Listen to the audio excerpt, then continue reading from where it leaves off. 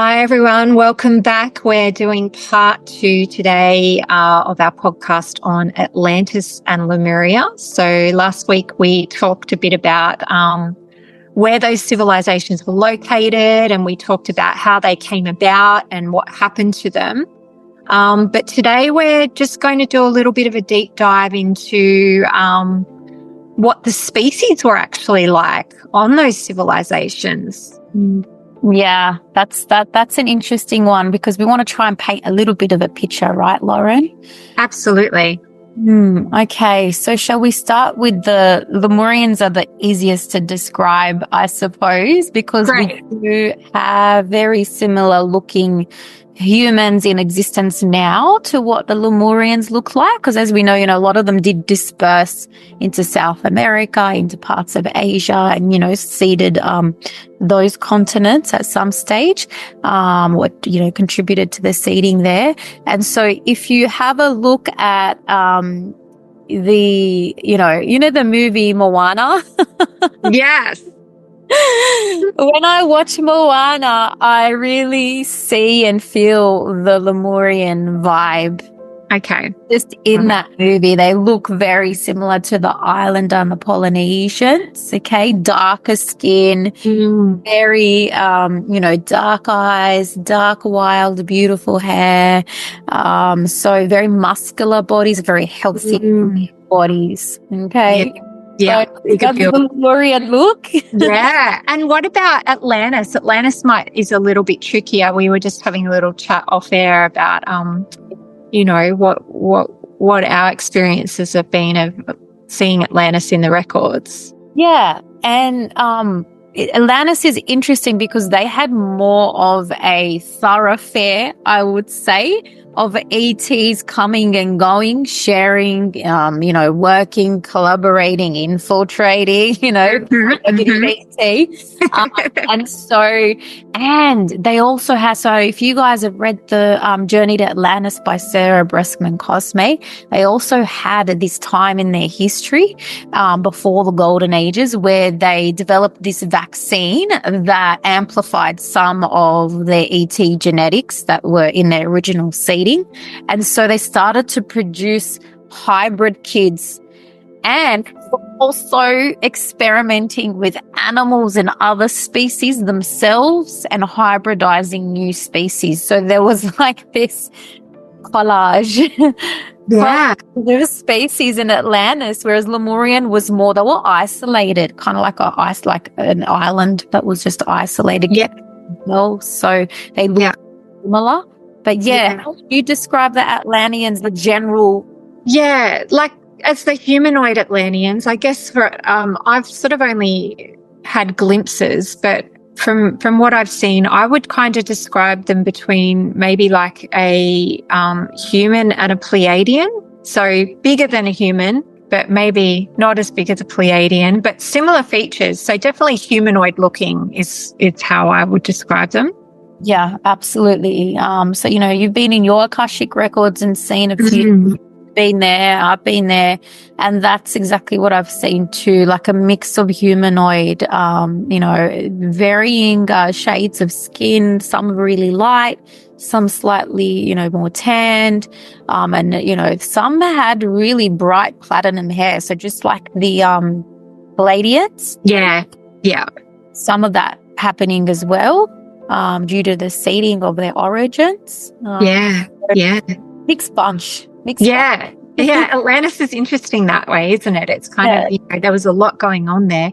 What about, Susie, gifts and abilities? Like we already know with the Lemurians that they were incredibly energetically gifted. So they were able to use and manipulate energy in incredible ways, including, being able to, from what we understand, levitate really large objects, which we spoke about last time.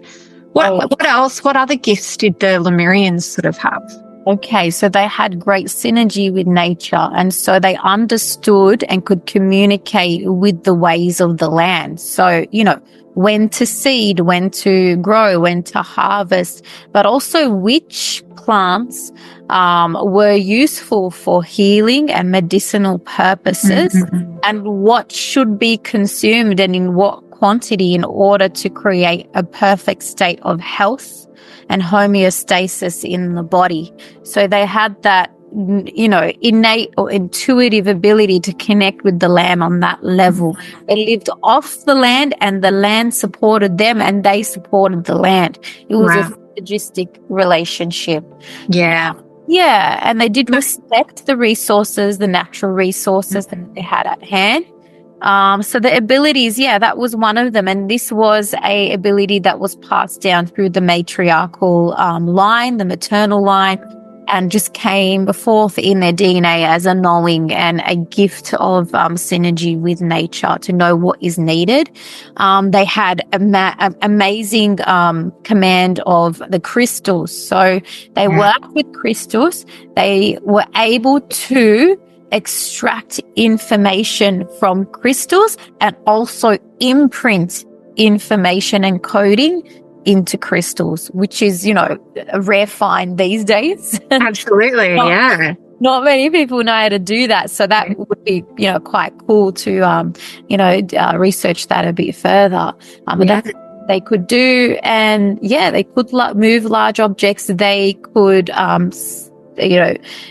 connect with the consciousness of rocks, of trees, of the soil. So they understood the 5D concept of we are all connected and we are all one.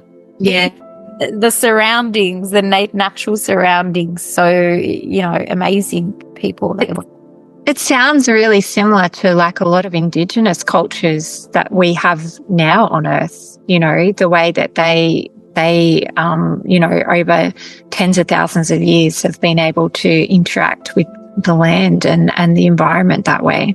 Yeah, a lot of our current cultures have evolved from the Lemurian way. The Lemurians are the ancestors, the Aboriginal, Polynesians, the Hawaiians. What do you call the people on Easter Island? I'm not, I want to be politically correct, but the people on Easter Island, the indigenous people, they have evolved from the Lemurian ancestry line. So survivors. Oh, and we cannot forget the Incans and the Mayans as well. Absolutely. Yeah.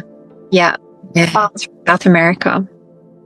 Just receiving that knowledge from, your ancestral line is valuable and it's in your DNA too. So how do we activate that? We go within and we do our healing and we activate our innate abilities and our innate ancestry that is within us. The body and the mind is so powerful. Incredible. Yeah. And what about the Atlanteans? So like from what I've been able to see in my records, the Atlanteans did work with crystals as well. They were, Yeah, so eventually in the, golden age, they started to open up to, spirituality as an essential part, or the energy body as an essential part of daily life.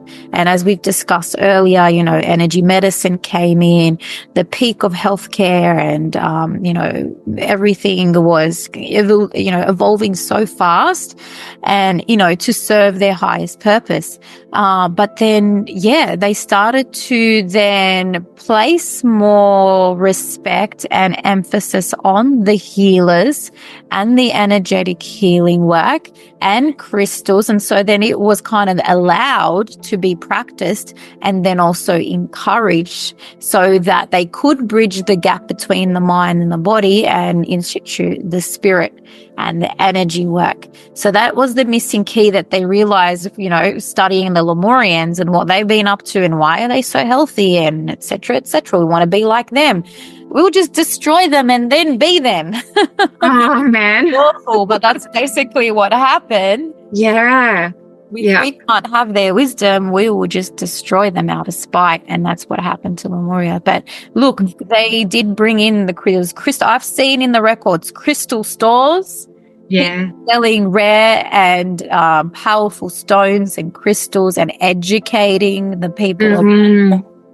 I've seen healing temples that, a lot of energy work was being done in there on the human body. and a lot of high vibrational healing work happening there after kind of, when we move into the golden ages of Atlantis. And technology was a big part of that evolution and that period of history. But as we have previously discussed, they went a little bit too far and They abused everything. They tipped the scale in terms of balance. The classic masculine abused technology. They abused natural resources. They were abusing the energetic grids on Earth. So unfortunately, that was their downfall. Yeah, absolutely. From what I can remember, or from what I've seen, I viewed one of my lifetimes in Atlantis. So it was I would say, sort of post the golden age of Atlantis, but not at the end. So it was somewhere in between where we're coming out of that golden age, but the end of Atlantis is not happening quite yet. And basically what I saw was myself in one of those temples, and I was doing healing work, not dissimilar to what I do now, but it probably had more of a hands-on body focus, and lots of crystals everywhere. But and then I think you accessed my records and kind of elaborated or able to give me more information on that. And there was definitely, in amongst all of that great work that was happening, there was definitely feelings of being oppressed by, I guess, their government, and being regulated in certain ways. There was a lot of regulation. Yeah. And in other people's records too, there was a lot of regulation in those times. Yeah. Just what you were told or allowed to practice, and what you're allowed to preach. Yeah. And it was all very heavily guarded. Like there was security guards and like people watching you to make sure that you weren't kind of breaching protocol. And so it was, you could use your gifts, but you weren't really free to use your gifts. As long as it served the state or the government. Yeah. You could use your gift. God, does that sound a little bit familiar? Yeah, it does sound familiar. Where have we heard that one before? I don't know. Maybe we're just living it. I don't know. Repeats. Yeah, and I mean that's the thing about Atlantis, isn't it? This is what's happening is we're getting the do-over of Atlantis at the moment. Yeah. A lot of people have come in to clear the karma of that time or clear the trauma from that time. Yeah. I think I was, saying to you that I see a lot of people here that have had past lives, more so in Lemuria. Yeah. And every now and then I do get someone that's been there, but I get a lot of Lemurians, ex-Lemurians coming in here. And I think I've realized it's because of the geographical location of where Australia is. So we're positioned quite close to Lemuria, and so they've come back to kind of do the healing or the clearing or bring back a lot more of that Lemurian frequency to this region. Because think of it, if houses can absorb energetic imprints, then, if that much trauma happened over such a wide expanse of land, the whole Pacific Ocean is reverberating in the after effects of that energetic imprint of trauma of, their home being, deluged basically. Absolutely. So a lot of these souls come back in to kind of clear that within themselves. And when they clear that within themselves, it collapses that part of that timeline. But it also, they reactivate that original frequency, their true nature, which is one of peace and calm and bliss, connection to the earth. And they overshadow that with that frequency. And that's what we're all called to do on an individual level at some point in time. Yeah. So, that's incredible. So Susie, what do I kind of get more Atlanteans than Lemurians. So I'm kind of the opposite to you. And I think it's just because I've lived lifetimes in Atlantis. I don't think that I was, I think I was probably off planet or something when Lemuria was happening, or I was in Atlantis. So I love, and this is something to kind of take note of when we're talking about these civilizations. there'll be some that resonate more with you than others. Like, so when I hear about Lemuria, it sounds beautiful and it sounds amazing, but there's nothing in me that goes, I was there, that I resonate with it. And that's kind of a way that you can tell. As soon as someone says Atlantis, I'm like, right, I want to know everything about Atlantis. Like, I've always been fascinated by it, and the same with Egypt as well. And it's because I've been there before. So you can kind of use this to kind of go, oh, does it resonate? Maybe it does, maybe it doesn't. It can help wake you up a little bit, can't it? Absolutely.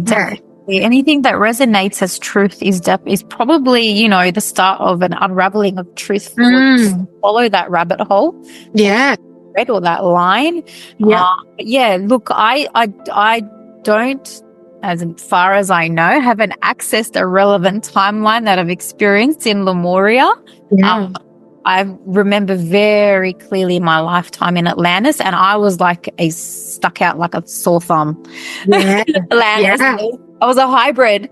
Yeah. Hybrid. So I can speak from the perspective of a hybrid, feeling like an outsider, but having a skill set that, yes, the elites and the government really wanted to, profit off, I suppose. And, so I think I was placed in that environment. And as we said, it was more of a masculine consciousness that became off balance, that tipped into the toxic masculinity, whereas Lemuria was more of that feminine. And so if you're a soul coming into Atlantis, you chose to be there to learn more about the masculine consciousness. And if you're a soul going into Lemuria, you were most likely there to learn more about the feminine consciousness. Yeah. I understand why I was put in Atlantis. One, I've been told I was there to create more balance because I possess a lot of that divine feminine frequency. And so I was put into a place that was off balance with the masculine to try and bring more balance and for me to learn about the masculine. But it wasn't so successful because, as we know, they just went right off the grid and destroyed themselves. So, so if you're in one of those cases, that is most likely why you went there, to learn one template over the other, because that is the experience that your soul at that point in time was wanting to learn more about. Wow, that's so fascinating. When you see people from Lemuria or Atlantis come in to kind of heal through their trauma, what sort of stuff comes up? Because I've noticed a little bit of a thing that pops up with Atlanteans, and there's a real, it's a fear of water. There's a water fear that kind of comes up. Yeah. Afraid of water. Yeah. Because of the cataclysm and there was some water involved. Yeah. Yeah. And we see that with Lemurians. Absolutely. There'd be the water fear too. Yes. More so the water with the Lemurians. Atlanteans I find are also sensitive to sound. There was a sound, I believe, that set off. It was a frequency that set off as a series of earthquakes that then brought on some sort of tidal wave. But there was a lot of eruption in the earth, so a lot of darkness and blackness in the sky over Atlantis at the cataclysm. But yes, there have been some Lemurian clients of mine that were there at the time of the cataclysm, and yes, water is a fear of theirs.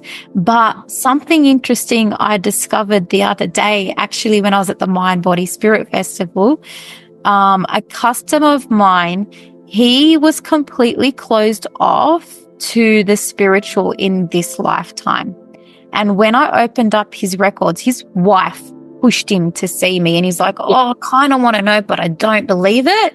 And I was like, look, let's just see what comes in, and whatever happens, resonates, it doesn't matter. I'm just here to receive whatever you're here to receive. So all right, let's go. Open up, and lo and behold, he's been in Lemuria. And I'm like, Lemuria, why is he so closed off to spirituality and God and all of these natural holistic practices? What's going on here?